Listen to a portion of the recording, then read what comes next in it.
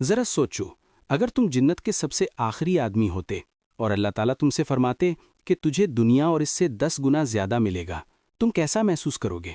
آج میں آپ کو وہ سچی کہانی سنانے جا رہا ہوں جو ہمارے پیارے نبی صلی اللہ علیہ وسلم نے بیان فرمائی۔ قیامت کے دن جب سب کا حساب کتاب ختم ہو جائے گا، ایک آخری شخص بچے گا، وہ جہنم سے گھسٹتا ہوا نکلے گا، اس کا بدن جلا ہوا ہوگا، قدم چلنے کے قابل نہ ہوں گے۔ وہ اللہ سے دعا کرے گا، یا اللہ مجھے بس آگ سے دور کر دے۔ اللہ اس کی دعا قبول فرمائیں گے۔ پھر وہ دوبارہ عرض کرے گا، یا اللہ مجھے جنت کے دروازے کے قریب لے جا دے تاکہ میں صرف دیکھ سکوں۔ اللہ فرمائیں گے، کیا تم نے وعدہ نہیں کیا تھا کہ اور کچھ نہ مانگو گے؟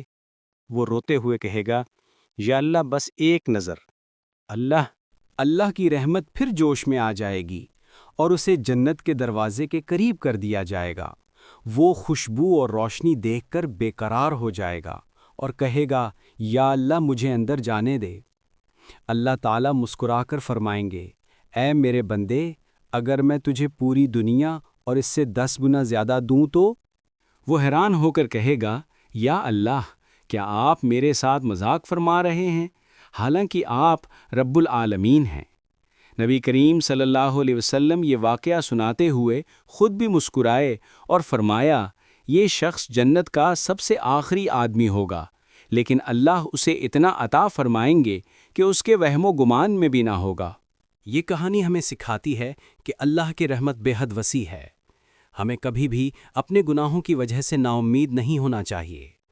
اگر جنت کا آخری شخص بھی اتنا پا سکتا ہے تو نیک بندوں کو اللہ کتنا نوازے گا۔ اگر یہ کہانی آپ کے دل کو چھو گئی ہو تو اسے لائک کریں، دوسروں کے ساتھ شیئر کریں اور چینل کو سبسکرائب ضرور کریں تاکہ ہم سب اللہ کی رحمت والی باتیں دنیا تک پہنچا سکیں۔